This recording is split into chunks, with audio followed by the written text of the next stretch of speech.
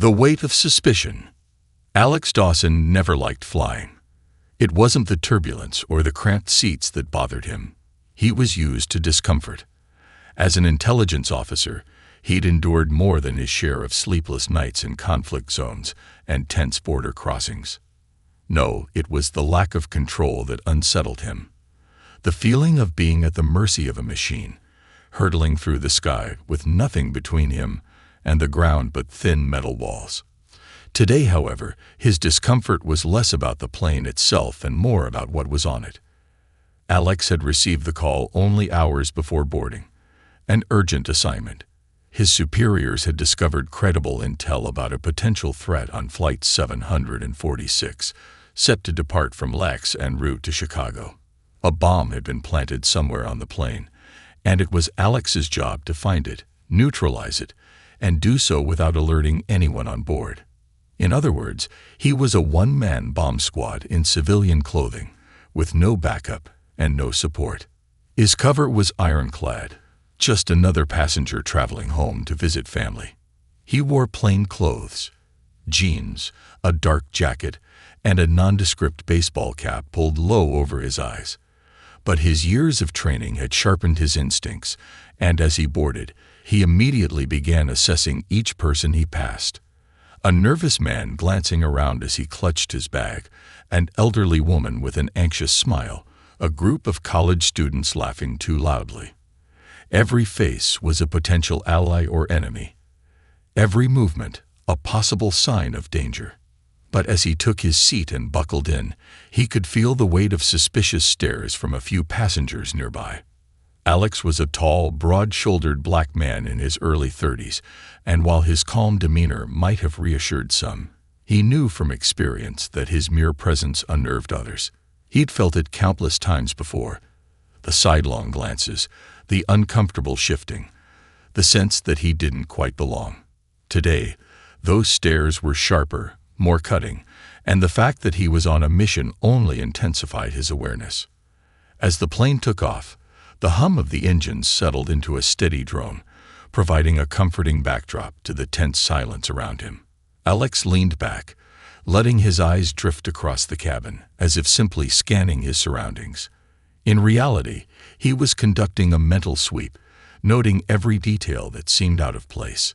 It didn't take long for him to notice a flight attendant, a young woman with a forced smile, watching him with thinly veiled suspicion as she went through her safety demonstration. Minutes passed, and Alex decided it was time to begin his search. The bomb could be hidden anywhere, in the luggage compartments, the restrooms, even the seat cushions. He would need to be thorough but discreet, a feat made more challenging by the silent judgment radiating from several passengers around him. He got up, stretching as he casually walked toward the back of the plane, keeping his expression neutral. As he passed by a row of seats, he heard a man mutter under his breath, loud enough for Alex to hear, "Probably can't afford first class, so he's skulking around back here." Alex clenched his jaw, resisting the urge to respond. He had no time for pettiness, but he couldn't ignore the sting of the man's comment, the reminder that no matter how many lives he had saved or missions he had completed, there would always be those who saw him as nothing more than an intruder. He reached the restroom at the back of the plane, entering quickly and locking the door behind him. The cramped space was barely enough for him to move, but he began a quick inspection, checking the walls, the sink, and the small storage compartment. He opened the cabinet, fingers brushing against every surface, searching for anything unusual. Nothing. But he knew better than to relax. Whoever planted this bomb would have done so carefully, knowing it had to avoid detection. Just as he finished, there was a sharp knock on the door, followed by an irritated voice. "Hurry up. You're not the only one on this plane, you know." Alex opened the door, keeping his expression calm as he nodded politely to the annoyed passenger, who shot him a glare and pushed past him into the restroom. As Alex made his way back to his seat, he noticed a few of the crew members exchanging glances, their whispered conversations punctuated by quick, suspicious glances in his direction. He felt the tension thickening around him, the mistrust growing with every passing second. As he settled back into his seat, he scanned the cabin once more. His instincts told him the bomb wasn't in the rear restroom, but he had a lot of ground left to cover. He decided to bide his time, planning his next move. But as he waited, a flight attendant approached him, her face tense as she forced a polite smile. "Sir, is everything all right?" she asked, her tone courteous but laced with unease. Alex nodded, his face calm. "Yes, thank you." She lingered, her gaze studying him carefully, as if waiting for him to slip up. After a moment, she nodded and walked away, but her frown lingered. He could tell she'd be watching him closely now, which only made his mission harder. The seatbelt sign turned off, and Alex took the opportunity to stand again, this time making his way toward the front of the plane. He could feel the eyes of the passengers following him, their suspicion practically tangible. He stepped into the first-class section, where a man in a crisp suit muttered loudly, "What's he doing up here?" Ignoring the hostility, Alex entered the first-class restroom, taking in every detail as he inspected the space. This restroom was slightly larger, allowing him a bit more room to maneuver as he checked each nook and cranny. As he felt along the edges of a small compartment near the mirror, his fingers brushed against something hard and metallic. His heart raced as he pulled it out, a small, sophisticated device wired and ready. The bomb. He took a deep breath, his mind racing through the steps he needed to take to deactivate it. But before he could make a move, the restroom door shook as someone knocked forcefully. "Excuse me, sir," a voice called out, sharp with irritation. "Are you done in there?" Alex quickly concealed the device and opened the door, keeping his face calm. A middle-aged woman stood outside, her arms crossed, clearly annoyed. She gave him a once-over, her expression laced with disdain as he nodded and walked past her. But as he walked toward the front, he realized he couldn't simply deactivate the bomb here. He needed the flight crew's help to alert the pilot and ensure a safe landing. He spotted a flight attendant in the galley and approached her, keeping his voice low to avoid alarming the passengers. "Ma'am, I found something dangerous in the restroom," he said, his tone calm but urgent. "I need to speak to the captain immediately." The flight attendant's expression darkened, suspicion flashing in her eyes. "What do you mean?"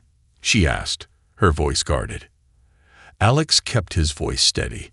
"I don't have time to explain. Please, just take me to the cockpit." The attendant hesitated, then signaled to another crew member, the two of them exchanging whispered words as they cast uneasy glances at Alex. He could feel the tension mounting, the weight of their mistrust pressing down on him. Finally, one of them gestured for him to follow. As they approached the cockpit, the passengers began to murmur, noticing the commotion. The flight attendant knocked on the door, and after a moment, the captain opened it, his gaze hard as he looked Alex up and down. "What's going on here?" the captain demanded, his tone sharp. "I need to speak with you privately," Alex said, his voice firm but respectful. "There's a bomb on this plane, and I know where it is." The captain's face hardened, his eyes narrowing with skepticism. "And how exactly did you come across this information?" Alex took a steadying breath, knowing he had to tread carefully. "I'm an intelligence officer. I was assigned to this flight to locate and disarm the bomb. I need access to the device now, or everyone on board is at risk." But instead of cooperating, the captain exchanged a wary glance with the co-pilot, his gaze filled with mistrust.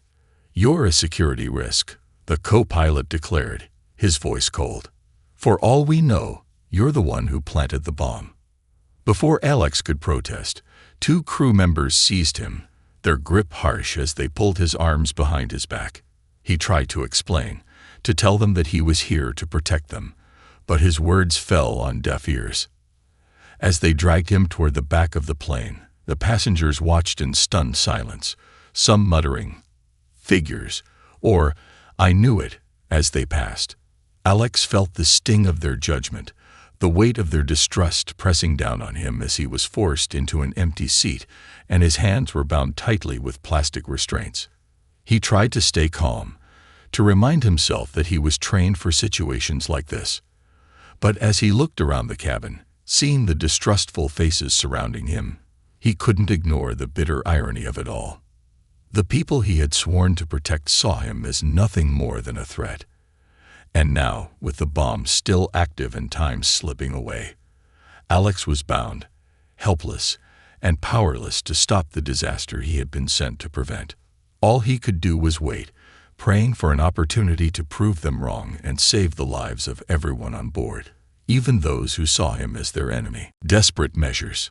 Alex struggled against his restraints, his wrists aching from the tight plastic ties that cut into his skin. Around him, passengers cast wary glances, their suspicion and fear almost palpable. He could see the judgment in their eyes, the silent accusations, and he knew that no amount of explaining would change their minds. He was a stranger to them. Worse, he was someone who didn't fit their idea of a hero. To them, he was an intruder, a threat. And now, with his hands bound and his mission compromised, Alex was running out of time. The hum of the engines drummed steadily in the background, masking the faint clicking of the bomb's countdown, hidden away in the restroom compartment. He had less than an hour to disarm it, maybe less if the plane hit turbulence again. And every second wasted increased the risk of an explosion that would bring down the entire aircraft. The irony was painful. The only person on the plane trained to handle the situation was restrained, treated like a criminal. The people he had been sent to protect saw him as nothing more than a dangerous outsider. He took a deep breath, forcing himself to stay calm. He'd learned long ago that anger and frustration wouldn't help him now. He needed a plan, a way to get someone to listen before it was too late. A flight attendant approached, her expression strained as she looked down at him, her eyes flickering with a mix of fear and contempt. She was the same one who had ignored him earlier, the one who had seen him as a threat from the moment he boarded. He locked eyes with her, his gaze steady. "Please," he said, keeping his tone calm but urgent. "You need to listen to me.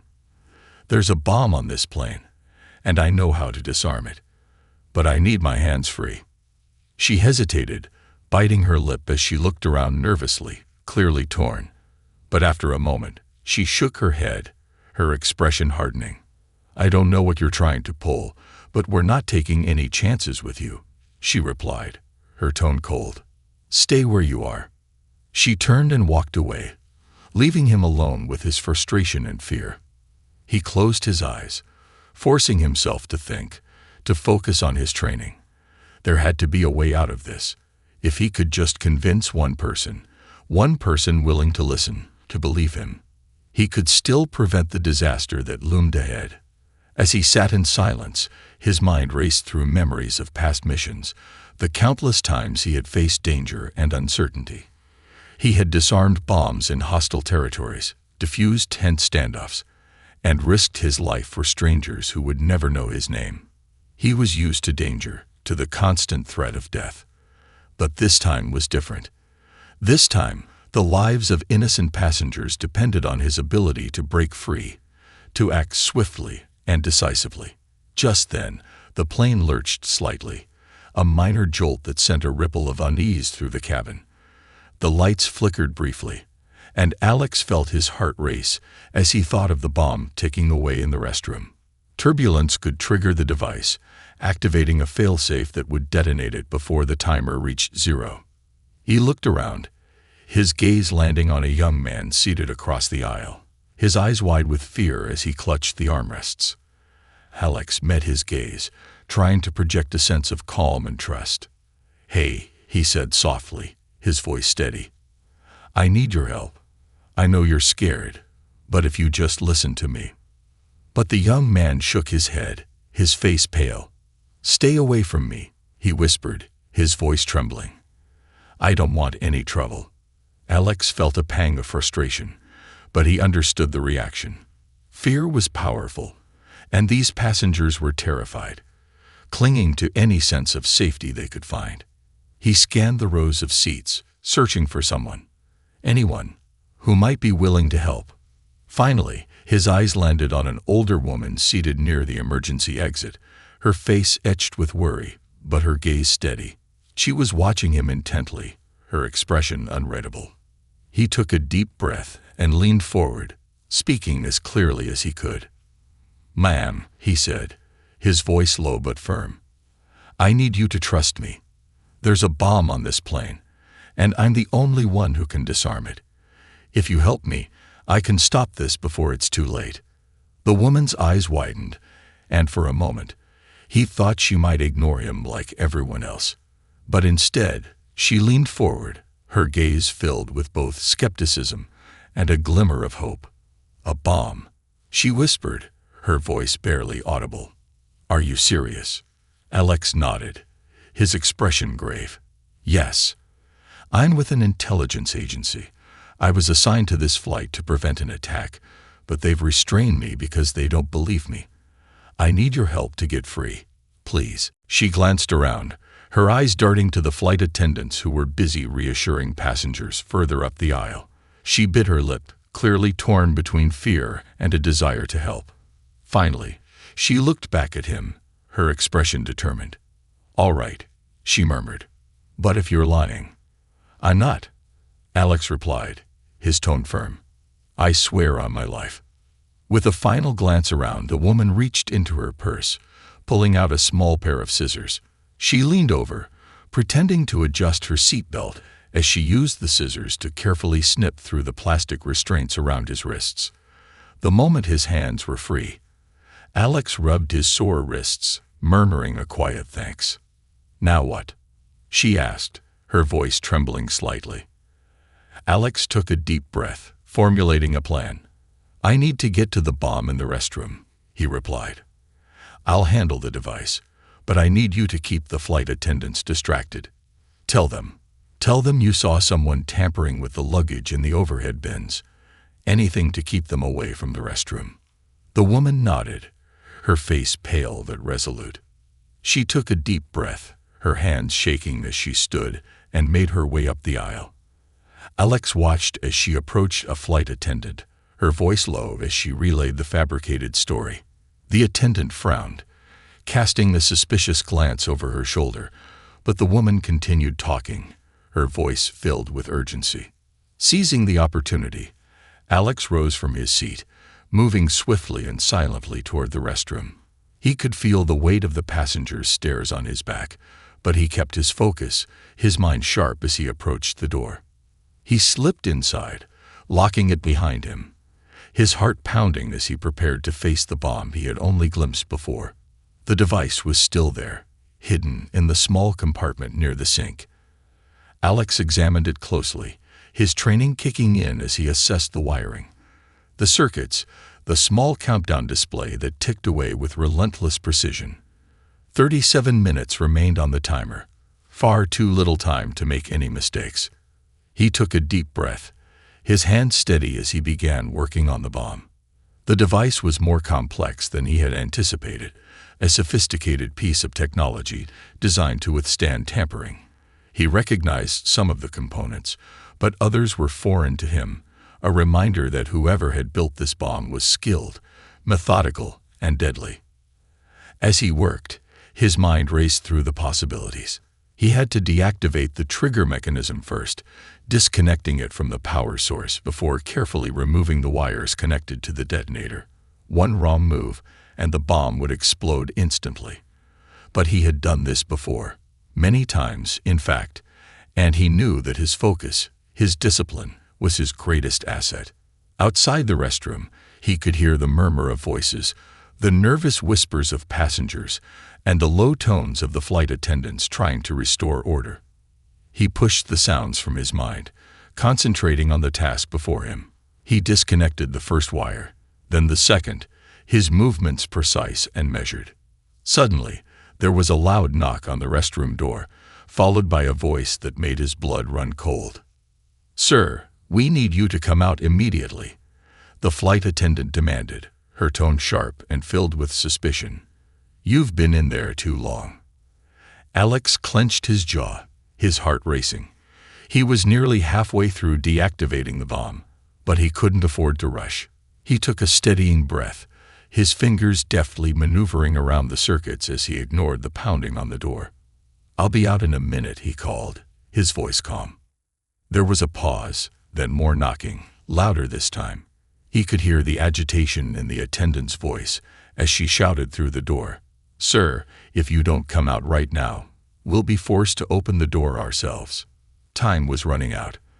Alex's hands worked faster, his fingers moving with a practiced precision as he disconnected another wire. The timer continued ticking down, the numbers flashing on the small screen as he raced against the clock.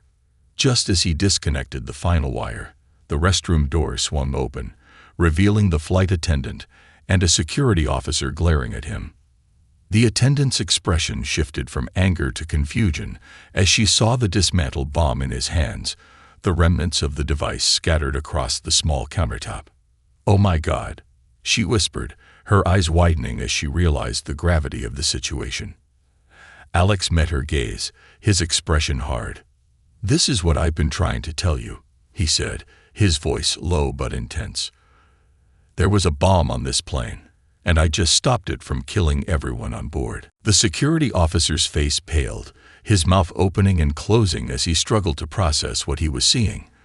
The flight attendant took a shaky step back, her hands covering her mouth as she looked at Alex with a mixture of horror and awe. For a moment, the plane was silent, the weight of the truth settling over everyone like a dark cloud. Alex could see the dawning realization in the eyes of the flight attendant, the security officer, and the nearby passengers who had gathered to watch. He had saved them, a bitter apology. As the flight attendants and passengers processed the reality of what had just transpired, the atmosphere in the plane cabin shifted from suspicion and hostility to stunned silence. The weight of the truth bore down on everyone, especially the flight crew members who had dismissed Alex, restrained him, and treated him as a threat. The flight attendant who had glared at him earlier now stood speechless, her face drained of color as she took in the dismantled bomb on the restroom countertop.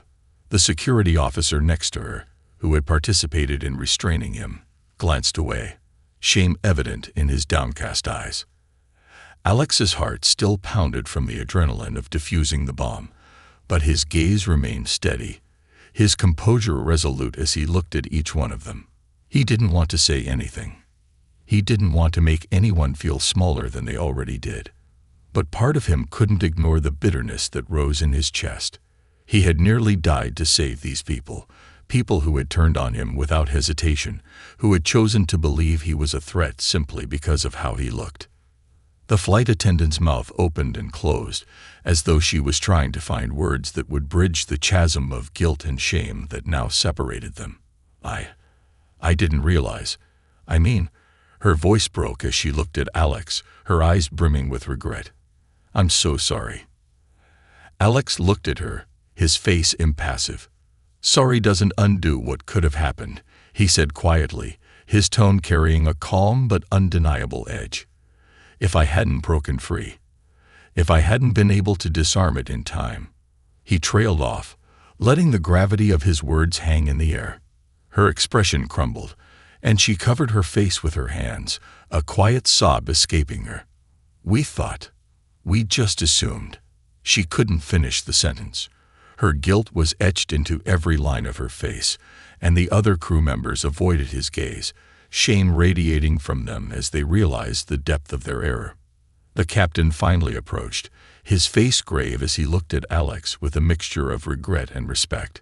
He extended a hand, but Alex's arms remained at his sides. After a moment, the captain lowered his hand, his shoulders slumping slightly. "Agent Dawson," he began, his voice low and strained, "I don't know how to make up for the way you were treated. We acted out of fear, and it led us to make terrible assumptions. On behalf of my crew, I apologize." Alex nodded slowly, his eyes fixed on the captain. "You endangered your passengers and your crew because of a prejudice that had no basis. You let your fear turn me into a villain. And if I hadn't persisted, if I hadn't fought to do my job, everyone on this plane would have died." The captain's face tightened, the weight of Alex's words landing with a heavy blow. "You're right," he admitted, his voice barely above a whisper. "You saved all of us. even when we didn't deserve it. A part of Alex wanted to walk away, to let the silence speak for itself. But he knew that leaving them with nothing but regret wouldn't bring the change he wanted to see. So he took a breath, the anger simmering down as he steadied himself. "Look," he began, addressing the flight attendants and crew. "We all make mistakes. Fear can bring out the worst in us. But there are lives at stake when you choose to assume the worst about someone based on nothing more than a stereotype. Next time, give someone a chance before you decide they're guilty." The flight attendant who had restrained him nodded, her face streaked with tears. "Thank you. Thank you for not giving up on us, even after we treated you that way." Alex gave a brief nod, his face softening. He could see their remorse, their understanding, and he felt a glimmer of hope that perhaps they had learned something from this. Just then, the older woman who had freed him earlier stepped forward, her gaze fixed on him with a mixture of admiration and sadness. "You saved us, even when everyone else turned their backs on you," she said softly. "You are a hero, Alex, and I'm so sorry that we didn't see that sooner." Her words eased some of the tension in his chest, and he managed a small, weary smile. "Thank you, ma'am. And thank you for trusting me when no one else would. You gave me a chance to do what needed to be done." She gave a slight nod, her face resolute. "You're welcome. It was the least I could do." With the immediate danger over, the captain turned to Alex, his tone still apologetic, but now with an undertone of urgency. "Agent Dawson will be landing shortly. I've radioed the authorities, and they'll be waiting for us on the ground. They'll need your full statement, of course." Alex nodded. He knew he'd be pulled into a whirlwind of debriefings and investigations, but for now, he allowed himself a moment to relax, to let the realization sink in that he had saved every life on this plane. As he took his seat, he could feel the weight of exhaustion settling over him, a deep, bone-weary fatigue that made him close his eyes and lean back. The murmurs of the passengers filled the cabin, their hushed voices carrying words of awe and apologies as they came to terms with the reality of what had happened. The young man across the aisle who had avoided him earlier now looked over, his expression filled with guilt. He hesitated before speaking, his voice barely a whisper. "I'm sorry," he said, his gaze dropping to the floor. "I was wrong. I shouldn't have. I just shouldn't have judged you like that." Alex nodded, appreciating the gesture even though he had heard enough apologies to last a lifetime. "Thank you," he replied simply. He didn't need an elaborate apology. Actions spoke louder than words, and he hoped that the people on this plane would carry their newfound understanding with them long after the flight was over. Minutes later, the plane began its descent. Alex glanced out the window, watching the city lights grow brighter as they approached the runway. The adrenaline had finally worn off, leaving him drained and reflective. As the plane touched down, the passengers broke into spontaneous applause, a mix of relief and gratitude filling the cabin. When the aircraft rolled to a stop, the flight crew made a final announcement, acknowledging the heroism of an undercover agent on board who had prevented a tragedy. The passengers erupted into applause once more, but Alex stayed silent, his eyes downcast. The doors opened, and as the passengers filed out, many paused to thank him, their faces filled with newfound respect. Some shook his hand, others simply nodded, their gratitude unspoken but clear. The young man from across the aisle offered a timid smile, a look of acknowledgement in his eyes as he passed by. Finally, the older woman who had freed him stopped by his seat, her gaze soft and warm. She reached out, placing a hand on his shoulder. "I hope you know that you've made a difference, Alex, not just by saving lives, but by opening our eyes." "Thank you." He managed a faint smile, nodding as he looked into her kind, understanding eyes. "Thank you, Mom," he replied. "You gave me a chance when no one else would. That means a lot." As the last of the passengers disembarked, Alex rose from his seat, taking a deep breath before following the crew out. He was met by a team of federal agents and investigators waiting on the tarmac, their expressions serious as they ushered him into a private area for questioning. But before he was led away, he looked back at the plane, watching as the crew and passengers disappeared into the terminal. The investigation was intense. For hours, he was questioned by officials who wanted every detail of what had transpired on board. He recounted the discovery of the bomb, the reluctance of the flight crew to believe him, and the painstaking process of disarming the device. The investigators listened closely, their faces a mixture of shock and admiration as he described the ordeal. When he was finally released, the sun was beginning to rise, casting a warm glow over the airport. Alex felt a strange sense of peace as he stepped outside, his body exhausted but his mind surprisingly calm. As he waited for his ride, he pulled out his phone, glancing at the messages that had piled up during the flight. Among them was a message from his commanding officer, congratulating him on a successful mission and expressing pride in his resilience. Alex read the words, feeling a swell of pride, but also a lingering sense of sadness. The truth was, he hadn't just fought against a bomb on that plane. He had fought against the weight of prejudice, against the mistrust and fear that had threatened to derail his mission. He had been judged, dismissed, and restrained, all because of assumptions made about him based on his appearance. But he had prevailed. He had saved lives, proved his worth, and perhaps, in doing so, had changed a few minds. As he looked out at the sunrise, he knew that his journey was far from over. There would be other missions, other battles to fight, and he would continue to face prejudice, to confront the assumptions that followed him everywhere. But he also knew that he carried with him the strength to overcome those obstacles, to rise above the judgments and stereotypes. And in the end, that strength was more powerful than any bomb, more enduring than any fear. It was the quiet, steady resolve that would carry him forward, a constant reminder of who he was and the lives he had saved, not in spite of, but because of the man he had become. Confronting shadows. As dawn broke over Chicago, Alex Dawson walked slowly through the terminal, his mind still replaying the harrowing events of the flight.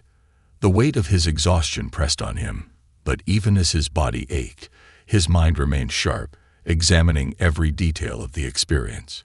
Each moment on the plane, each decision, each rejection had formed a vivid tableau that felt far from over. He had risked everything to save the people around him, only to find himself entangled in the very stereotypes and prejudices he'd spent his life fighting against. He reached the exit, where a group of federal agents waited. They had been briefed on his success, and as he approached, their expressions reflected a mixture of gratitude and respect. One of them stepped forward, a tall, serious-looking man with graying hair and a badge on his chest. Agent Dawson. The man greeted him with a firm handshake. "I'm Deputy Director Mason. First of all, let me thank you for your quick thinking and bravery on that plane. You saved over 100 lives." Alex nodded, appreciating the acknowledgement, but his expression remained unreadable. "Thank you, Deputy Director," he replied. "I only did what I was trained to do." Mason gestured for him to follow, and they walked together toward an unmarked car waiting nearby. As they moved, Alex caught sight of a few reporters gathering in the terminal, their cameras trained on him. News of the bomb and his heroic actions must have already leaked. He felt a pang of discomfort at the thought of becoming the center of attention. His work was always done in the shadows, away from the public eye. In the car, Deputy Director Mason sat across from him, observing him closely. Unaware of the details, Agent Dawson. The crew's mistrust, the way they handled the situation. Mason's gaze softened slightly. "You don't have to speak about it if you're not ready. But if you want to file an official report, we'll back you." Alex looked out the window, the city blurring past as he considered Mason's words. He knew filing a report would mean that the flight crew and passengers would be questioned, that their prejudices would be exposed and dissected. But he also knew that such a report might lead to real change, making future flights safer for other passengers and agents who looked like him. He turned back to Mason, his decision clear. I appreciate your supports, sir, Alex replied evenly. But this goes beyond just me. This is about everyone who faces assumptions based on how they look. I'm not looking for an apology or special treatment. I just want to make sure that what happened on that plane serves as a lesson. Mason nodded, his expression solemn. Understood. I'll make sure the incident is handled with care and that proper training is implemented for the crew. You're not alone in this, Agent Dawson. We'll make sure that your voice is heard. Relieved, Alex sat back, feeling a weight lift from his shoulders. He had chosen not to let bitterness guide his actions, to use his experience as a tool for awareness rather than retribution. As they drove in silence, Alex's mind drifted back to the passengers and crew. He wondered how they would reflect on their behavior now, in the quiet aftermath of their fear-fueled decisions. That afternoon, as the sun cast a warm glow over the Chicago skyline, Alex found himself at the doors of a quiet cafe tucked away on a bustling street. He had agreed to meet someone here, a passenger from the flight, the same older woman who had freed him from his restraints. She had left a message with the agents, requesting a chance to meet and talk, and though he hadn't planned on reliving the experience, he felt he owed her a conversation. When he entered the cafe, he spotted her right away, sitting at a small table near the window. She looked up as he approached, her eyes warm but filled with an emotion he hadn't expected: gratitude. She rose, extending a hand that Alex took with a respectful nod before they both sat down. "Thank you for meeting me," she began, her voice soft but firm. "After everything that happened, I felt it was important to see you again, to speak with you in a way that wasn't shadowed by fear or prejudice." Alex met her gaze, giving her a small, encouraging smile. "I appreciate that, ma'am. You trusted me when no one else would. I'm the one who should be thanking you." She shook her head, her eyes glistening. "You saved us all, Agent Dawson. And I can't tell you how ashamed I feel that we, so many of us, couldn't see past our own biases to trust you. It's haunted me since we landed." She paused, taking a deep breath as she collected her thoughts. It's easy to think we've outgrown prejudice, that we're above it somehow. But when fear is mixed with ignorance, well, you saw what happened. We turned on the very person who was trying to protect us. Alex listened, appreciating her honesty. "It's understandable," he replied gently. "Fear does strange things to people. And I'd learned over the years that prejudice isn't always born from hatred. Sometimes it's just a lack of understanding, a lack of exposure." She looked down, nodding thoughtfully. "I wish it hadn't taken something like this to make me see that. And it wasn't just me. There were so many of us, all acting as though you were the threat when you were the solution." She looked back up, her face determined. "But I want to change that. I want to help others see what I saw, to learn from this. It shouldn't happen to anyone else."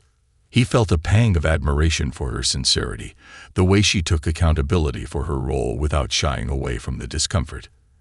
"That means a lot to me," Alex said quietly. "Most people would rather forget something like this ever happened, push it aside, and pretend they didn't play a part. But you're willing to face it head on."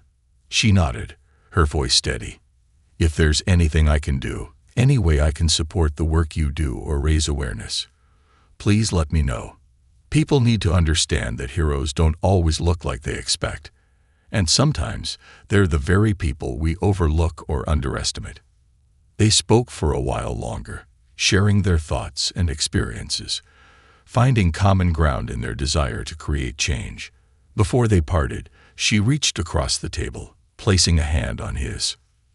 "Thank you again, Alex," she said, her voice filled with emotion.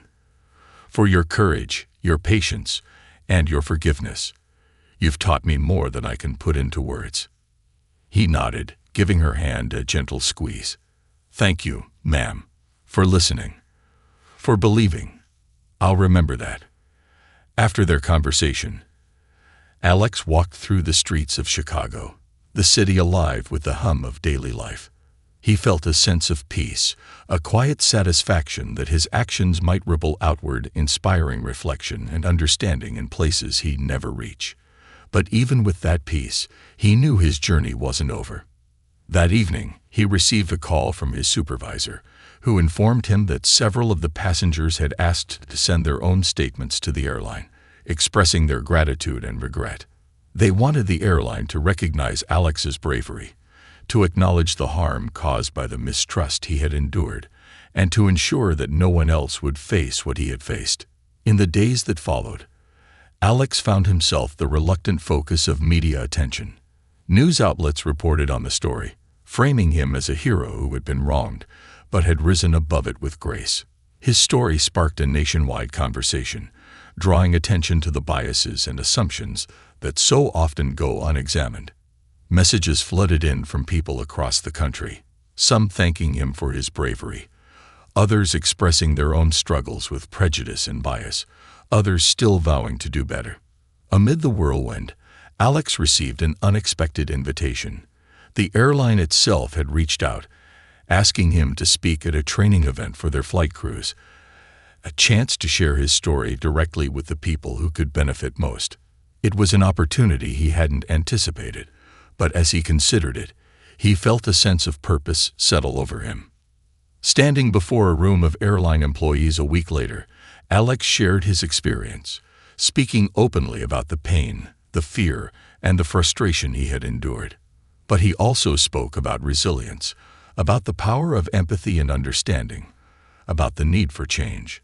The room was silent as he finished, and as he looked out at the faces before him, he saw something that filled him with hope, a willingness to listen, to learn, to change. After the training session, a flight attendant approached him, her expression one of quiet admiration. She was young, probably just starting her career, and she looked at him with the same respect that he had often yearned for in his line of work. "Thank you for sharing that with us, Agent Dawson," she said, her voice sincere. "It was powerful, and it's something I'll carry with me every time I step on a plane." Alex nodded, his heart swelling with gratitude. "Thank you. Just remember, every passenger has a story. And sometimes, the people we judge the most are the ones we need the most." As he left the training center that day, Alex felt a sense of fulfillment he hadn't expected. The experience on that plane had tested him, had brought him face to face with the very fears he had fought all his life. But he had emerged stronger, with a deeper understanding of his purpose and a newfound hope that his journey could inspire others. For Alex, this wasn't just a mission or a story. It was a reminder of the power of resilience, of the impact that one person's courage and kindness could have on the world. And as he walked into the night, his steps steady and his heart full, he knew he would continue that journey, wherever it led, fueled by the knowledge that he had changed lives, and that his own life had changed, too. The ripple effect. Days after the incident, Alex Dawson returned to his life and work as an intelligence agent, but he was forever changed by his experience on Flight 746. The story continued to ripple through the media, sparking countless discussions about stereotypes, prejudice, and the dangers of assuming the worst about someone based on appearance alone. Messages from strangers poured in, expressing everything from gratitude to solidarity to apologies. Alex had been accustomed to working behind the scenes, but now he was being thrust into the public eye, his story becoming a catalyst for change that went beyond his personal experience. One morning, he sat in his office at the intelligence agency, scrolling through a flood of emails and letters. The responses were overwhelming. People sharing their own struggles with bias, recounting instances of mistreatment, and promising to change. Some emails came from educators and law enforcement officials, asking if he'd be willing to share his story in classrooms and training seminars. A few school administrators reached out, hoping to incorporate his experience into their curriculums on empathy and understanding. As he read Jordan's email, Alex felt a surge of hope. The incident on the plane had been painful, but if his experience could inspire even one young person to challenge their assumptions, then perhaps it had been worth it. He replied to Jordan, thanking him and encouraging him to continue on his path toward fairness and understanding. Alex knew that the seeds of change often began in the minds of the young. Later that afternoon, his supervisor knocked on the door of his office, interrupting his thoughts. Director Lyle Matheson was a seasoned intelligence officer who had known Alex for years, watching him grow from a rookie agent into one of their most trusted operatives. Matheson was a stoic man, rarely showing emotion, but today he had a look of cautious optimism as he entered the room. "Alex," Matheson began, closing the door behind him, "I've been reviewing the impact of your story, and I have to say, it's far-reaching. It's not often we see something from our line of work that resonates so deeply with the public." Alex nodded, not entirely sure where Matheson was headed. "It's been overwhelming, to say the least," he replied. Matheson settled into the chair across from him, "which is why I wanted to ask if you'd consider taking on a new role for a while. We've had requests from multiple agencies and organizations to have you speak about your experience. Schools, police departments, and even corporate HR departments are asking for a training program inspired by what you went through. They want to address unconscious bias and to start training people to recognize and challenge their own assumptions." Alex took a deep breath, processing the request. His career had always been about operating in the shadows, handling sensitive missions that most people would never know about. But this was a different kind of mission, one that could affect countless lives in a new way. "Director, you know I'm not a public speaker," Alex replied cautiously. "I've never thought of myself as someone who, well, inspires others in that way." Matheson gave him a wry smile. "You don't have to be polished or perfect, Alex. Just honest. That's what people connect with. I know this isn't what you signed up for, but think of it as another kind of intelligence work, bringing awareness to people's blind spots. You'll be helping people see the truth in a way that's just as important as anything we've done in the field." After a long silence, Alex nodded. "All right, I'll do it." In the weeks that followed, Alex found himself traveling across the country, standing before audiences that ranged from high school students to corporate executives. Each time he shared his story, he saw the impact it had on his listeners. Faces in the crowd softened, some people visibly moved as they recognized their own biases in his words. He recounted the disbelief he had faced from the flight crew, the feeling of helplessness as he'd been restrained, and the determination that had driven him to save them despite everything. One particular event stood out. Alex had been invited to speak at a prestigious high school in Philadelphia. The school had organized an assembly in his honor, and the auditorium was packed with hundreds of students, teachers, and parents. As he looked out over the audience, he spotted Jordan, the young student who had emailed him, seated in the front row. Jordan's face was lit with admiration, and seeing the boy gave Alex the strength to begin. As he shared his experience, he focused on the importance of questioning assumptions, of seeing past appearances to understand the person beneath. "I'm not here to tell you to be perfect," he told the students. "We all have assumptions that shape how we see the world, but the key is to recognize them, to challenge them, and to be willing to grow. I didn't come to resent the people on that plane. Instead, I wanted to understand why they saw me the way they did. And I hope my story can help you see others differently too." When he finished, the auditorium erupted in applause. He stepped down from the stage, and Jordan ran up to him, grinning as he shook Alex's hand. "Thank you for coming here, Agent Dawson," Jordan said, his voice filled with pride. "You changed the way I see things." Alex smiled, resting a hand on Jordan's shoulder. "Thank you, Jordan. You have the power to make a difference, more than you know." On another occasion, Alex found himself speaking to a group of police officers in a training seminar organized by the NYPD. The officers listened attentively, some with skeptical expressions, but as he recounted his story, he could see their skepticism fading, replaced by a quiet understanding. They asked questions, some of them admitting to their own struggles with assumptions and biases, and by the end, several officers approached him, thanking him for his honesty. One officer, a seasoned sergeant named Lopes, shook Alex's hand, his face serious. "Agent Dawson, I'll be honest with you. I didn't think I'd get much out of this when I first came in here. But you opened my eyes. We have to do better, not just in how we see people, but in how we treat them. Thank you for that." Alex left the seminar with a sense of accomplishment, knowing that his story was resonating with people who had the power to enact real change within their communities. As his speaking engagements continued, Alex noticed a surprising development. The airline from Flight 746 had quietly implemented new training protocols for their staff.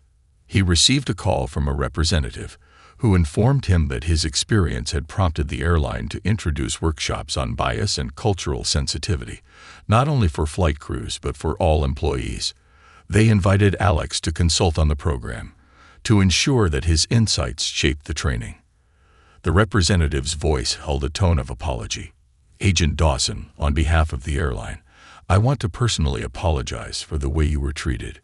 We failed you, and I hope these changes can prevent that from happening to anyone else." Alex accepted the apology, recognizing the sincerity in the airline's response. He had never sought out fame or attention, but the impact his story was having reminded him that sometimes, even painful experiences could be the foundation for something positive. Months later, Alex returned to his role as an intelligence officer, but he was forever changed by the journey he had taken. He still carried the scars from that day on the plane. Not physical scars, but the invisible ones that shaped his perspective, his resilience, and his compassion. The experience had not only strengthened his sense of purpose, but had broadened his understanding of the silent battles that countless people face every day. One evening, as he prepared for a new mission, he received a message from Jordan, who had now graduated high school and was on his way to college. Jordan's message was simple but powerful. "Agent Dawson, I just wanted to let you know that your story still inspires me every day. I'm heading to college now, and I'm going to study criminal justice. I want to make a difference, to be someone who helps others see past appearances. Thank you for being my hero." Alex read the message, his heart swelling with pride and gratitude. He knew that he hadn't just inspired one young man. He had sparked a movement, a shift in perspective that would continue long after he was gone. As he looked out over the city that night, he felt a quiet peace. His journey had taken him through pain and prejudice, but it had also shown him the power of resilience, the strength of compassion, and the possibility of change. Alex Dawson knew that he would carry that understanding with him into every mission, every challenge, every life he touched. Because in the end, he had not only saved lives, he had transformed them, leaving an indelible mark on the world, and perhaps on the very fabric of humanity, a legacy of change. Months passed since the harrowing incident on Flight 746, but the memory of that day lingered with Alex Dawson, not as a bitter reminder of prejudice, but as a testament to resilience, compassion, and the possibility of real change. As he resumed his duties as an intelligence agent, he carried with him the profound impact of his experience, an experience that had not only altered his own perspective, but had also rippled across the lives of those who had witnessed and heard his story. One late winter afternoon, as Alex sat in his office reviewing case files, he received a call from a familiar voice. Director Lyle Matheson. "Agent Dawson." Matheson's tone was one of respect, with a warmth that Alex had rarely heard before. "I have a request. It's a bit unconventional, but I think you'll find it worth your time." Alex raised an eyebrow, intrigued. "What is it, Director?" "There's a new training program we're launching designed for both agents and civilians who may have to work in sensitive situations. We wanted to address real-world biases and the importance of quick, unbiased judgment. And we'd like you to lead it." Alex took a deep breath, letting Matheson's words sink in. He thought back to the past year, the speeches he had given, the lives he had touched, the letters he had received. He understood now that his experience had been more than just a mission. It had been the start of something larger, a chance to bridge divides and challenge the invisible barriers people often placed between themselves and others. "I'm honored, Director," Alex replied after a moment. "I'd be glad to lead it." As the weeks passed, Alex threw himself into the project, designing a curriculum that blended his field experience with hard truths about prejudice and empathy. He aimed to break down stereotypes and encourage critical thinking, helping participants confront their own biases while learning strategies for more inclusive, impartial responses in high-stakes environments. The program launch was scheduled for late spring, and Alex was both excited and apprehensive. This wasn't fieldwork. This was far more personal, a deep dive into the very mindsets and assumptions that had once nearly cost lives on that plane. Finally, the day of the first session arrived. Alex entered the lecture hall, a sprawling room filled with a mixture of federal agents, first responders, corporate security officers, and a few civilians invited as part of a community outreach initiative. At the front, a large screen displayed a simple yet powerful title, "Beyond Assumptions: The Power of Perspective." Alex took his place at the podium, scanning the crowd. Many faces looked expectant, some curious and others skeptical. He understood their reactions. They hadn't signed up for a typical training seminar. This program would challenge their comfort zones, and he was ready to lead them through it. He began with a simple story, one that all of them could relate to. The feeling of uncertainty in an unfamiliar place, the instinct to categorize people at first glance.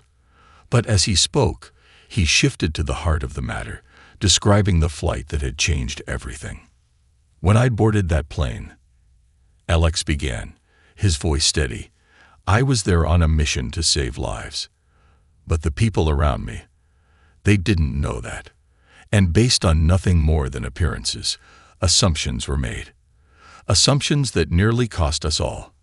I was seen as a threat rather than an asset. I wasn't just working against a bomb. I was working against the weight of prejudice." The room was silent, his words hanging heavily in the air.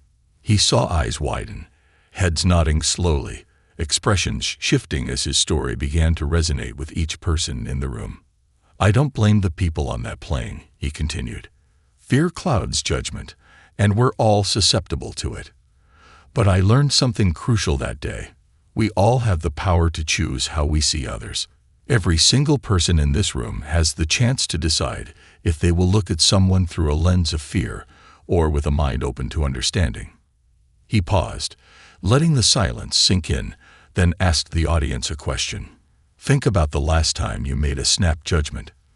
Maybe it was someone you passed on the street, or a new coworker you didn't get along with. Now ask yourself, was that judgment accurate, or was it based on assumptions?" A few hands went up, people nodding and acknowledging their own biases. He could see the recognition in their faces, the small yet significant shifts in perspective happening before him. Over the next hour, Alex walked them through exercises and discussions, prompting them to confront the automatic judgments they made and to consider new ways of viewing others. He used examples from his years in the field, moments when quick thinking had saved lives and moments when misjudgment had nearly cost them. During one exercise, he split them into pairs and asked them to role-play situations in which they had to address a stranger who was acting suspiciously.